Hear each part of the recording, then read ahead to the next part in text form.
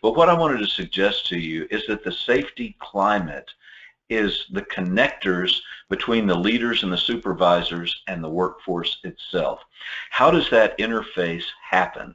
How do leaders and supervisors communicate with and influence the performance of workers out in the field, on the road, wherever it is that they happen? And these are what I call the 4 C's of climate. One of them is commitment. Leaders and supervisors, if you are not committed to safety, your lack of commitment will cause a lack of commitment in your workforce, and a lack of commitment is another form of complacency, right? If you don't care about safety and you don't care about individuals, the individuals won't care about safety or each other as much either. And guess what not caring is? It's a form of complacency.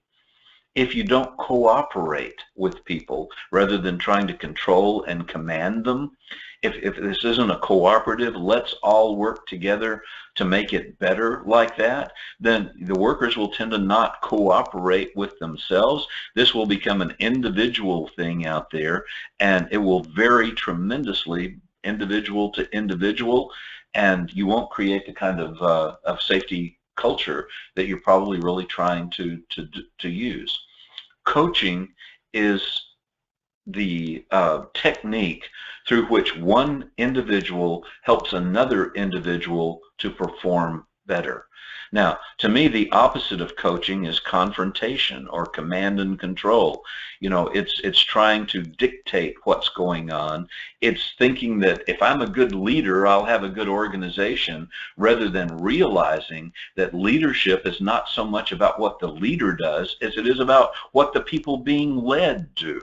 You know, once you're a coach of, say, an athletic team, you can't score points anymore. You can't make defensive plays. You've got to get your players to do that for you. Once you're a leader or a supervisor, isn't it very largely the same way? You're going to be judged not by what you do as a coach, but by what your team does, by what the people out there do. And that's why coaching is such a critical and important part of forming the right kind of safety culture and overcoming this terrible thing called complacency.